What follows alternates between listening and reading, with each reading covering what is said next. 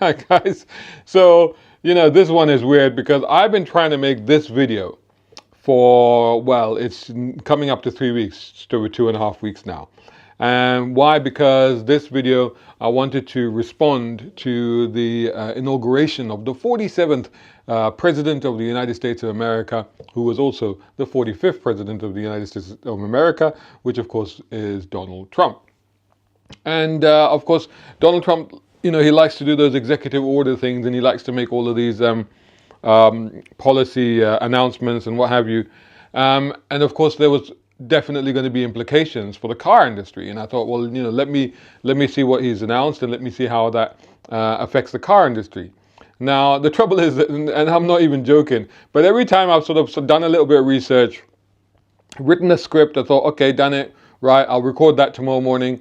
And you wake up the next morning and then something else has happened, or he's announced something else, or, tariffs have been announced, or then they haven't been announced, or somebody's retaliated, or what, it's just been constantly, it's been a moving goal, and it's been actually really difficult to keep up with this, but there seems to be a little bit of a lull at the moment. There seems to be, I don't know if I dare say that, but there seems to be a little bit of a lull. So since there's a bit of a lull, then let me finally,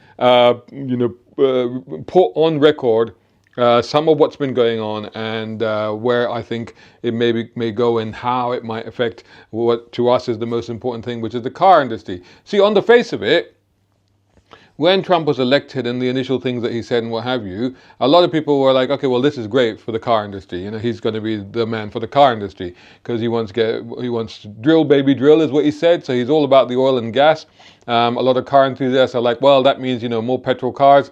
And then he was like, we'll get the factories producing cars and stuff like that. But it's not actually as simple as that. There's a lot more to it. And in fact, a lot of what he said there and then what he said since kind of contradicts itself. So, well, I'll tell you what, let's get into it right after this. And with hope, fingers crossed, that by the time I edit and upload this, not too much has changed. A brown car guy.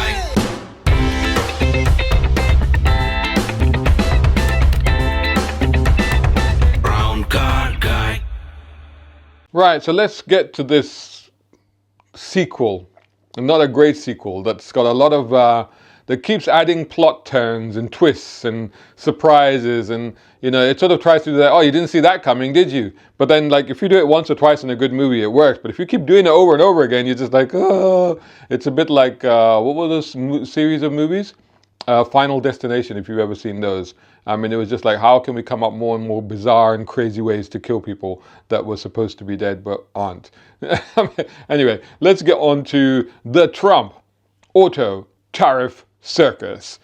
The tariff tantrum, or maybe that's another way we could describe it, right? So, some days ago, in the latest of an avalanche of executive orders and whatnot and announcements and, like I said, policy decisions, major policy decisions in some cases, Trump announced that he was going to put 25% tariff on all cars and parts from Mexico and Canada.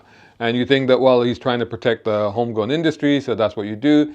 Car makers were panicking, economists were sobbing into their spreadsheets, and car buyers, well, ultimately, they were ending up Googling about whether it would be cheaper to buy a horse, because that's where this actually matters. Now, and the reason why it does is because it's easy to say that, let's just put tariffs on Canada, let's put tariffs on Mexico, but actually a lot of cars, if not entire cars, but certainly their parts for cars that are sold or even assembled in America actually come from Canada and Mexico. A massive chunk of the automotive supply chain, in fact. GM, Ford, Stellantis, Volkswagen, they don't just sell cars in America, they build them across North and South America. So when this happened, and this was the most recent thing, and then of course Mexico said some things, and Justin Trudeau stood up and gave a speech, and he kind of said that we're going to retaliate and we're going to do this, and what was it? What did he say? He said your bourbon's going to cost you more money. And this is the other thing. I just want to talk about tariffs. Just before we carry on for a minute, just understand the concept of tariff. Tariffs, what Donald Trump says is the most beautiful word. I love tariffs. Well, here's the thing with tariffs. All the tariffs actually is whatever product that you're importing, right? It's making that product more expensive. So tariffs doesn't just hit the country that's exporting them. You go, we'll put tariffs against them. That'll teach them. But also it will teach you, because if you rely on buying products from that country, or some part of what you buy comes from that country, then that means that what you buy is also going to be more expensive. So it's actually going to cost you more. So what you actually do is you charge the Americans more money to buy these vehicles. I think it was GM, for example. They said, look, that's going to put, GM said that if the tariffs happen, prices of their vehicles would go up $3,000 per vehicle. $3,000 per vehicle in America for GM, a homegrown American car manufacturer. That's what they said if these tariffs happen. But anyway, so Canada was like, okay, well, we'll crack down on fentanyl smuggling, which was, of course, the other thing that he was talking about. If you won't tax our cars, and you'll continue to get your bourbon, I suppose. And Mexico said that we're going to send 10,000 National Guard troops to reinforce the border. Nothing says peaceful trade negotiations using tariffs like a mobilization of 10,000 armed troops. Anyway, so that's what's happened. So what's happened now is that there's a kind of 30-day stay order. There's a 30-day stay of execution on this. The tariffs are on hold. So if Mexico and Canada don't completely, appease Donald Trump's demands, he could hit that resume button on downloading those tariffs. And you might think, well, okay, let's see what happens, what have you. But I mean, that's okay for us. But for businesses, it's an absolute disaster, because they're kind of left hanging.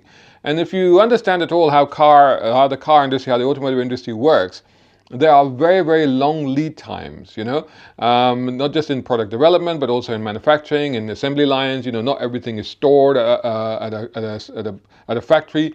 Parts come in, they come in on time. Just-in-time production process is what it's called.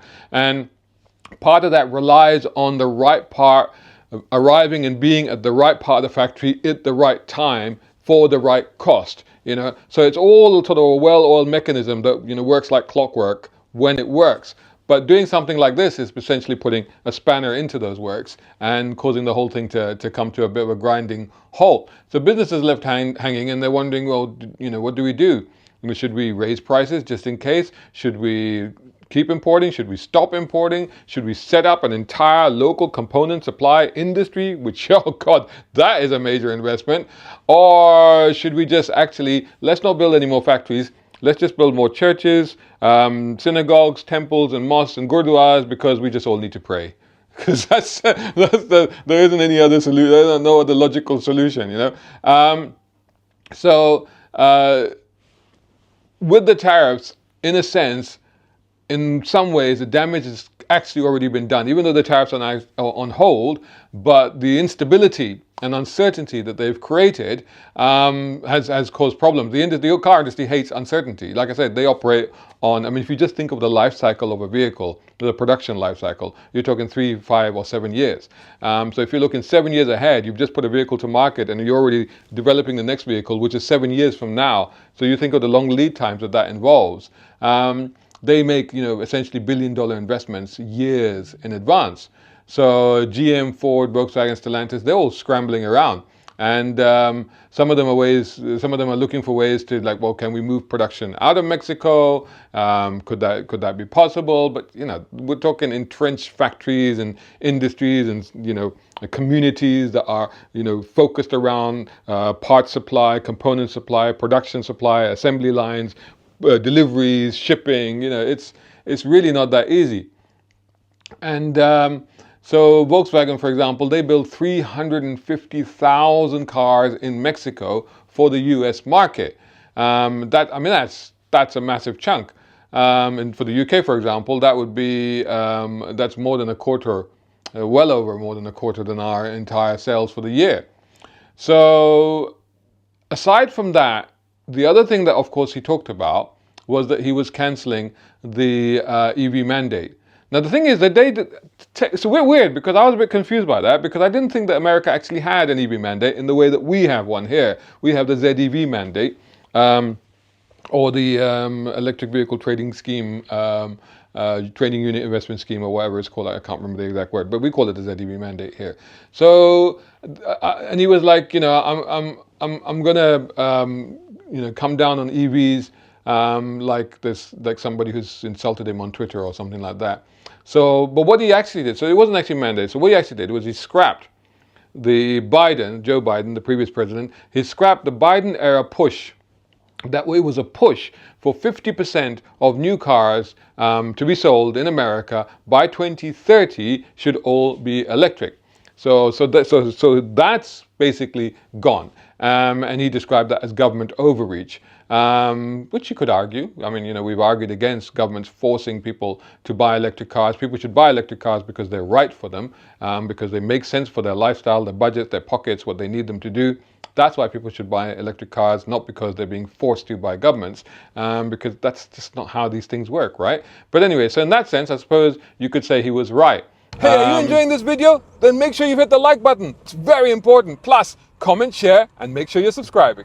So the thing was that 2030 thing was backed up by tax credits in order to make EVs more affordable. So I think, of course, those I'm assuming are also gone. It was a $7,500 EV tax credit. So that's not happening anymore, and they're rolling back on charging stations as well. Charging, of course, the charging infrastructure being the big thing. Trump rolling back on federal investment in those. So it's